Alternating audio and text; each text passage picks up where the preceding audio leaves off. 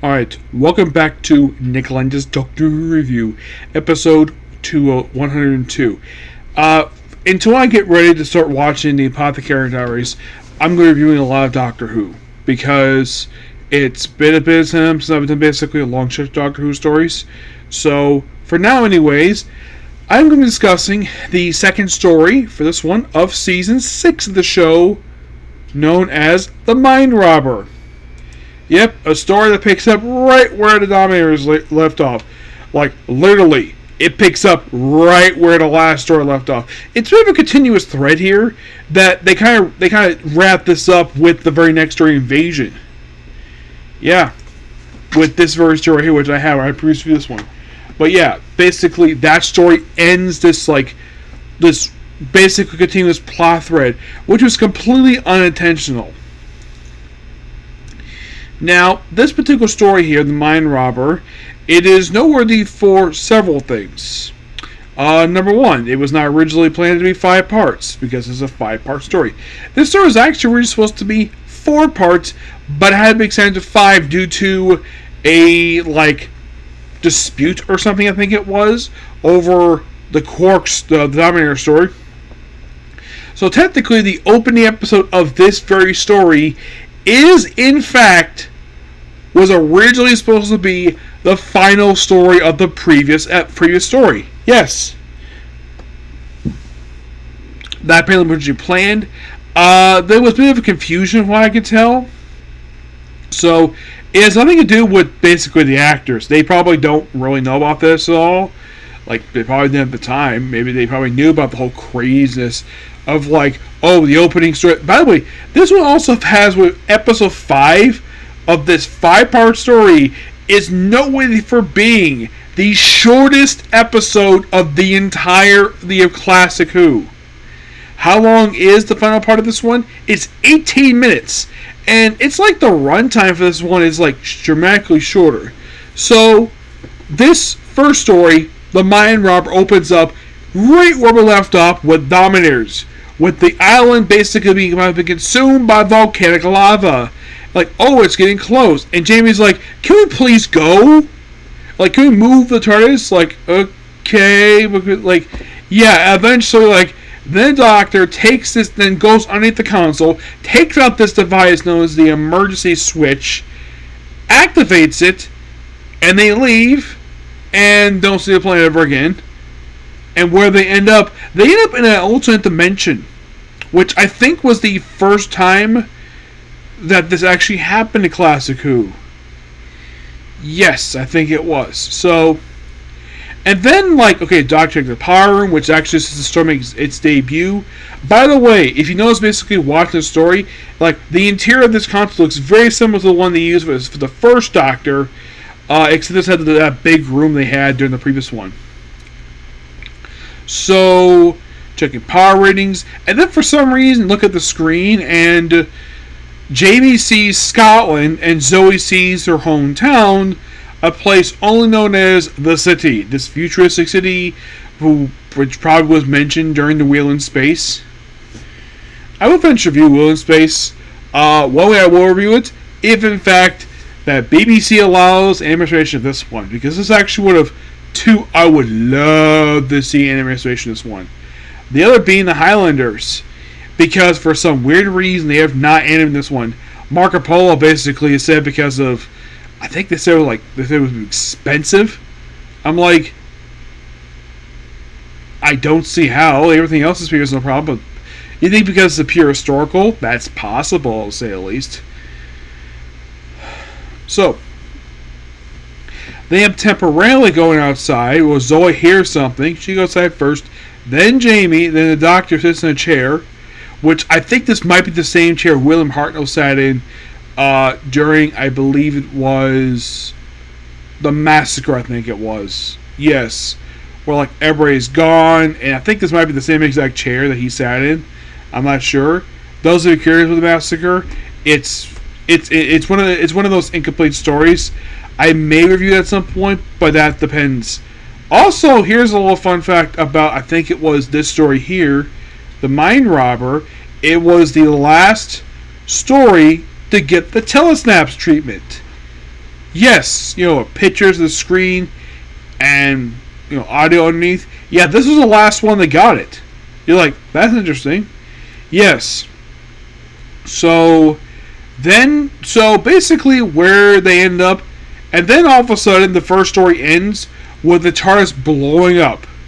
So no TARDIS for a few episodes, and the first thing you see when you open the next episode is you see Zoe's actress's rear end. Yes, I'm sure she either got a joy out of basically where she gets her rear end shown on screen. I don't know. It's weird.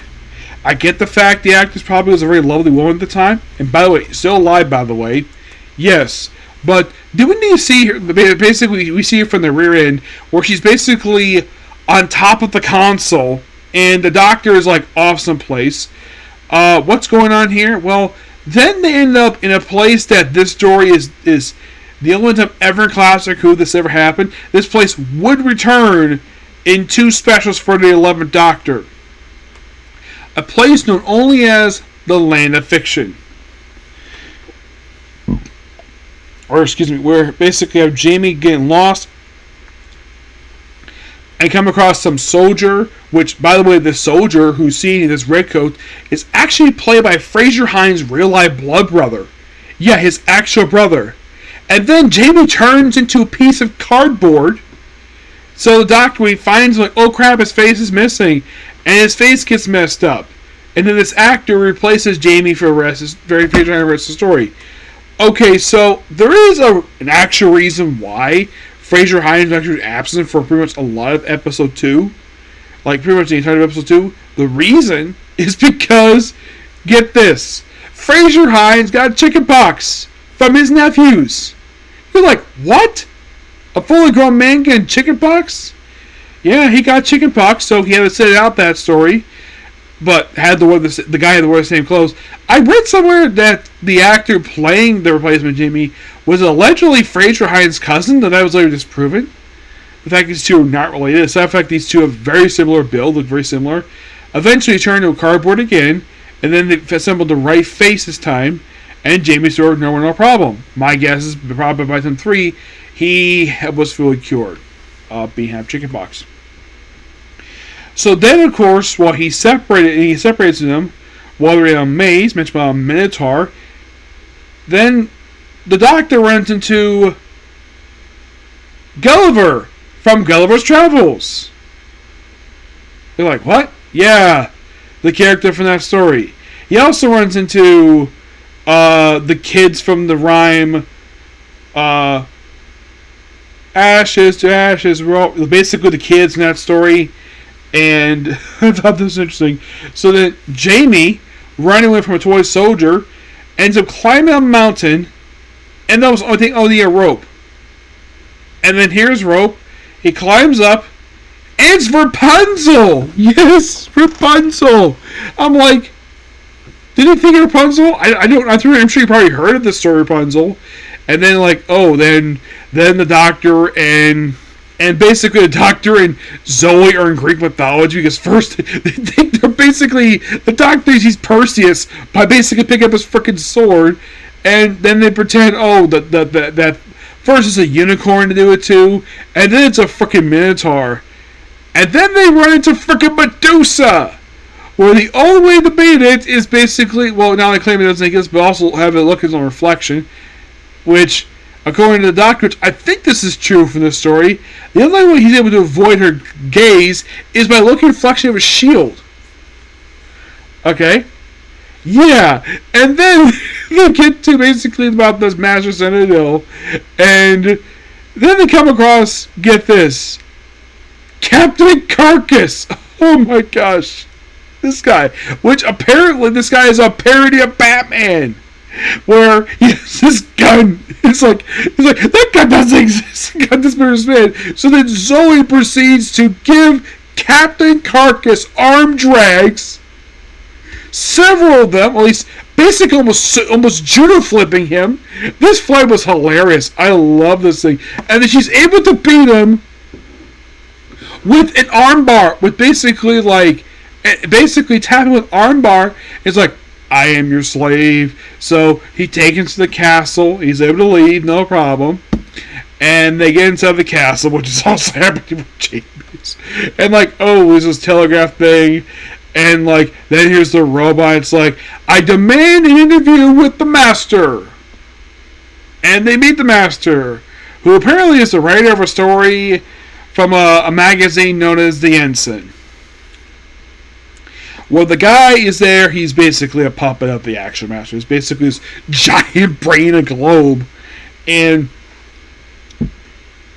so, like, I've been here since 1925.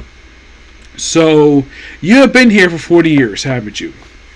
Probably. And then, of course, he gets a position, take over for him. And, well, then he says no. Then Jamie and Zoe get trapped with a book. Yes, trapped with a book, become fiction. And then the doctor tries to escape, writes in the master typewriter, and then he's, suppose, look, here's TARDIS. Nope, it's a fake. And he gets put in the computer, though it's going to put him in the dome. Similar thing happened with him in The Web of Fear, which I'm sure the doctor was getting deja vu here with this one. So then, of course, basically, we would free Zoe and Jamie. Like, okay, so then the writer summons basically a poet. Yes, a freaking poet in this thing. Like, it is so fun in this scene. It is by far one of the most hilarious things I have ever seen. Because I'm like, oh my gosh. So, okay. Then you have suddenly a swashbuckling figure appear. It's a Poland swordsman, the famous Colonel Dead Brock. I'm like, who the heck is this guy? Who dare make fun of it? Dare basically make for this man to make it angry. And the doctor's like, what's this? Here comes the swashbuckling musketeer, D'Artagnan, from the Musketeer story. They fight for a while, and then substitute Carno for freaking Blackbeard. And then the doctor's like, oh, substitute D'Artagnan for Sir Lancelot in full armor. He's against Blackbeard. I'm like, okay, this is funny. I am loving this. So funny. Oh yeah, before all this, they get basically like the first character summoned for all these other characters summoned. They summon back Captain Carcass the third time was summoned. First time was doing the thing, and then he's like runs out of power. Eventually, the will out of the damn thing. So in order to get things up, you have Zoe just mashing random buttons because the doctor loves touching buttons. And eventually, the brain starts exploding. The Friday gets freed, and then all of a sudden, the TARDIS reassembles. Ending on a cliffhanger, which leads in this very story here, which has them escape from that story. Though for some reason, the writer has completely disappeared. There's no mention what happened to him. You're like, what? Yeah. Yeah, like I mentioned, this actually ended basically very loose continuing of stories for the Second Doctor. It's like, I don't know what to call it. It's like a trilogy of stories. By the way, after this one, that actually finally stopped. Where it's not like a massive cliffhanger.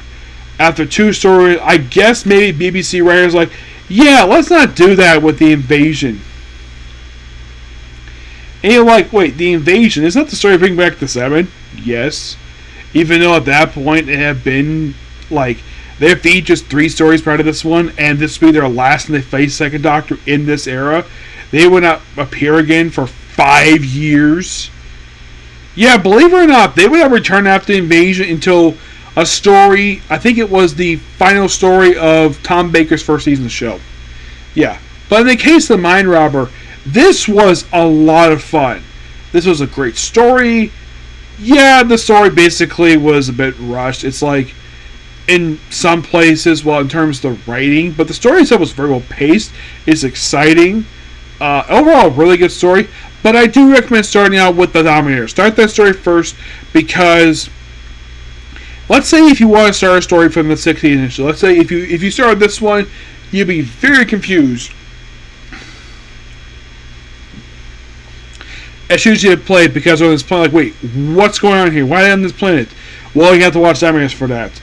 Well, the Dominators thing doesn't open up basically with a cliffhanger, or at least have, unlike in the case of the previous season of Doctor Who, where evil dialects led into basically the ending of that one, where the beginning of the Tomb of the Cybermen picked up right where that story left off. Not in the case between seasons 5 and 6. They didn't do that for that one. Nope. They just started up basically the story with the villains. Really cool stuff. But in the case of what this would lead into, like I said, lead into Invasion, but there's no denying Mind Robber's fun. Pure fun. And overall, for season 6's show, how many stories left to go with this one completed? There are 3 left. You're like, wait, 3? Yeah, 3. Which is interesting, given the fact that the next story after we do Web of Fear is going to be, it's a 4-parter, and then I might have finishing basically, I'm probably working on a lot of but in the case of the last story, I'm going to have to split this one up because this is 10 parts. Yes, the final story. Yeah. But in the case of one story for the show, this story in particular,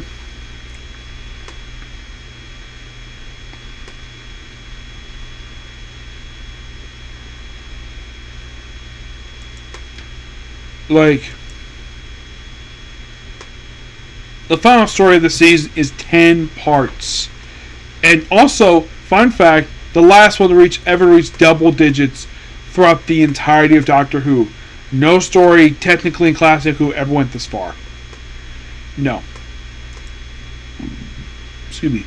But there's one story here for the season. I don't know if all the episodes are missing. I think they have 2 episodes.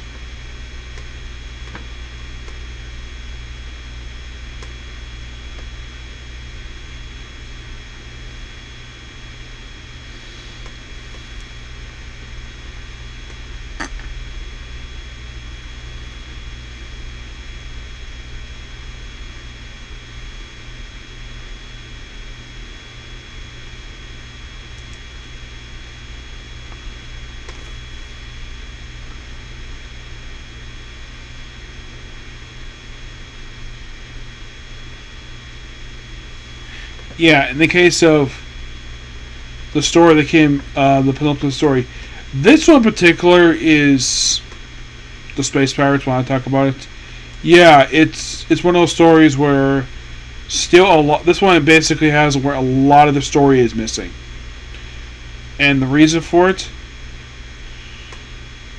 I'll talk about that at some point. Yep. But yeah, that's particularly a particular view. Please be sure to like, comment, subscribe, turn notifications. Next up is 2 Comic Corners. Okay, next video. Bye.